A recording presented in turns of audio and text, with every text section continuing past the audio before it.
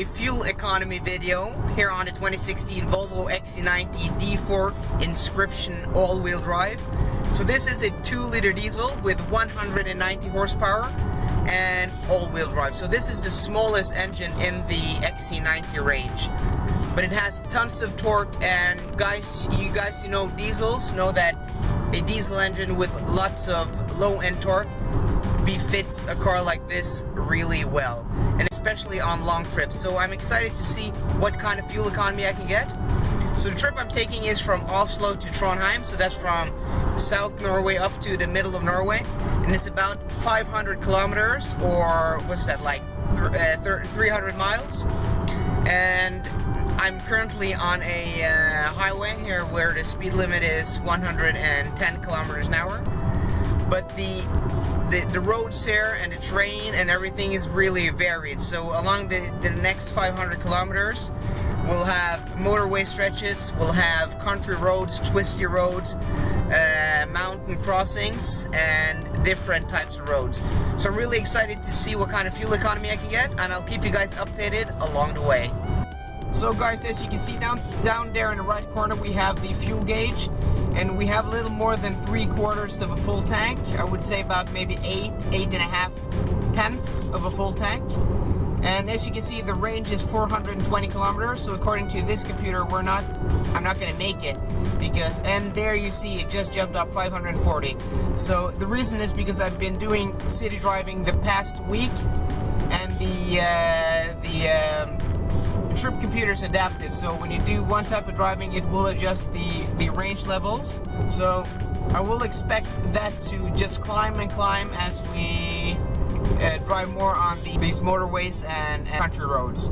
So I would expect that we would have about half tank left, maybe a little less than half a tank left when we hit Trondheim.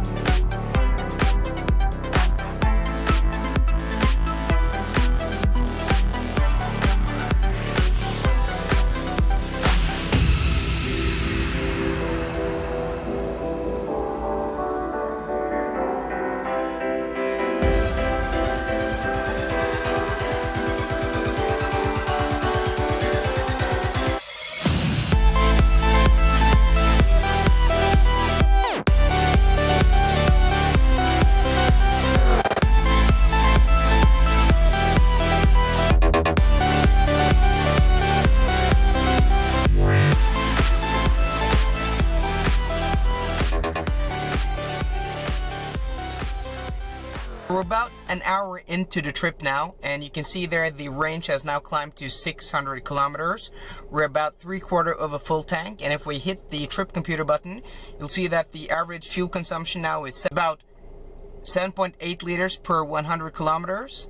That's about 30 miles to the gallon. And the average speed now is 112 kilometers an hour.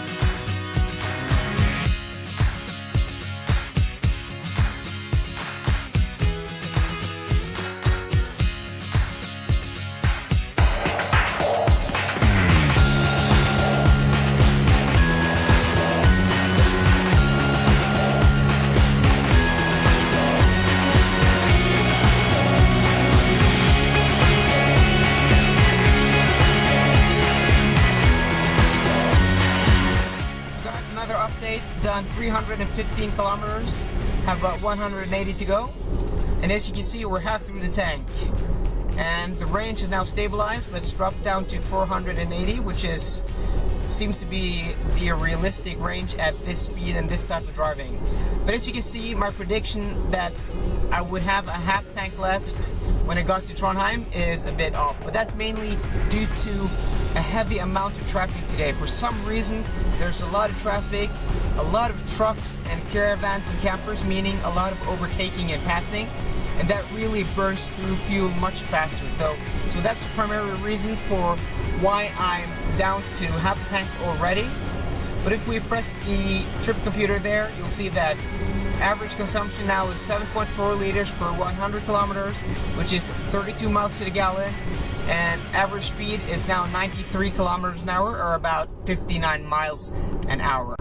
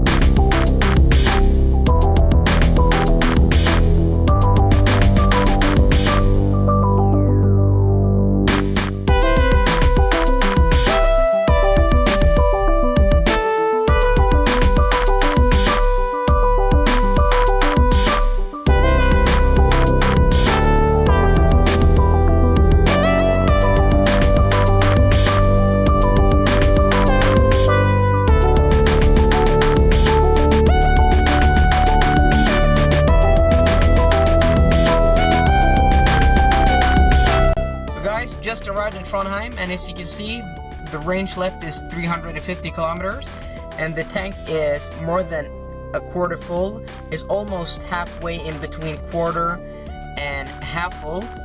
And let's go ahead and press the trip computer, and there you can see the total distance is 478.9 kilometers, and the consumption on this trip was 6.9 liters per 100 kilometers, which is 34 miles to the gallon, and the average speed has dropped to 86 kilometers an hour.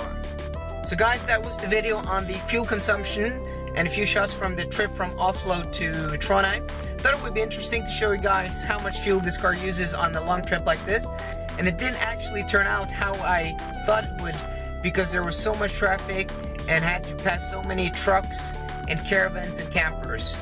But I'm pretty sure if this was like a highway run at a more steady speed and a flatter surface without the quick passings of trucks and big vehicles like caravans and campers, the fuel consumption may have dropped even lower to like 6.5 liters per 100k, or like 35-36 miles to the gallon, which is really impressive in a large and huge and heavy car like this. It's like a block moving through the air and over 2 tons. So I thought I would just show you guys that video. If you like this video, please click that like button down below, and for more car content, please subscribe. See you guys later, and goodbye.